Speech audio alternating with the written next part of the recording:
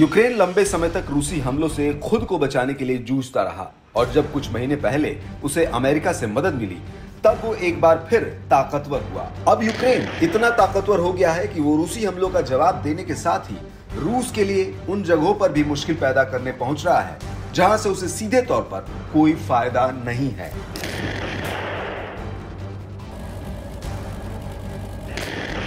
दरअसल यूक्रेन ने रूसियों पर हमला करने के लिए सीरिया में विशेष बल भेजा है, जहां रूस काफी पहले से ही मौजूद है और सीरिया में सरकार का विरोध करने वालों को कुचलने में वहां के राष्ट्रपति का साथ दे रहा है। अब यूक्रेन सीरिया पहुंचकर रूस के उलट उन लोगों का साथ दे रहा है जो वहां के राष्ट्रपति का विरोध कर रहे हैं। बिजनेस इनसाइडर की रिपोर्ट के मुताबिक यूक्रेन ने सीरिया में रूसियों से लड़ने के लिए विशेष बल तैनात किया है।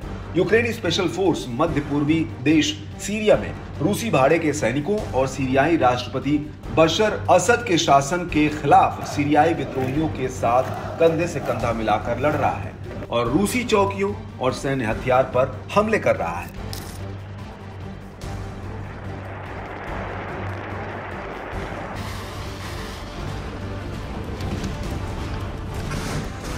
नाम न बताने की शर्त पर एक यूक्रेनी खुफिया सोर्स के हवाले से रिपोर्ट में कहा गया कि यूक्रेनी सैनिकों ने साल की शुरुआत से ही रूसी सैन्य सुविधाओं पर कई हमले करने में सीरियाई विद्रोहियों का समर्थन किया है।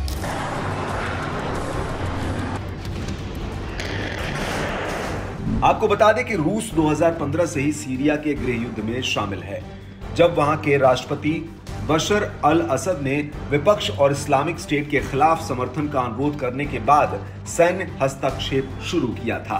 Syrian observatory for human rights ने अप्रैल 2018 के अंत तक रिपोर्ट किया कि रूसी हवाई बमबारी ने सीधे तौर पर 7,700 से अधिक नागरिकों को मार डाला था, जिनमें एक चौथाई बच्चे थे। इसके अलावा 4,749 विपक्षी लड़ाके और ISIS के 4,893 सदस्य भी मारे गए थे। हालांकि सीरिया में यूक्रेन की सैन्य उपस्थिति अब तक रिपोर्ट नहीं की गई है।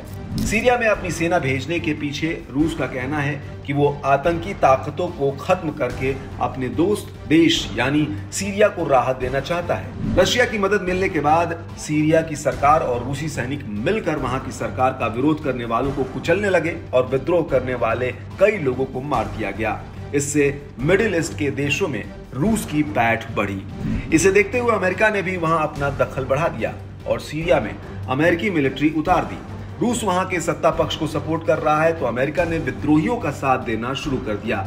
इन सब के बीच सीरिया के राष्ट्रपति असद अपनी सत्ता बचाने में लगे हैं। अगर असद का तख्ता पलट होता है तो रूस का एक दोस्त और कम हो जाएगा, क्योंकि कुछ ही देश हैं जो रूस के मित्र हैं। दूसरी तरफ अमेरिकी सरकार असद को गिराना चाहती है, जिससे कि रूस और कमजोर हो जाए।